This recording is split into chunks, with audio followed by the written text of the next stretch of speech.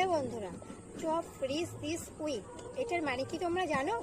বন্ধুরা, এইটার মানে হচ্ছে যে এই ধরনের যদি তোমাদের নোটিফিকেশন দেয় তাহলে তোমরা কি করবে? তোমরা কি জানো সেটা? বন্ধুরা, যখন আমার এই ভিডিওতে মানে বেশি পরিমাণে ভিউজ এবং এঙ্গেজমেন্ট বা সবুজ থাকবে তখনই কিন্তু এই জায়গাতে টপ ফ্রিজ দিস উইক এই ধরনের সবুজ দেখাবে।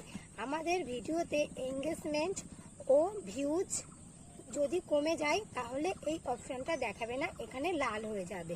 তো বন্ধুরা, আমাদের এখন অনেক পরিশ্রম করতে হবে এইরকম সবুজ রাখতে হলে।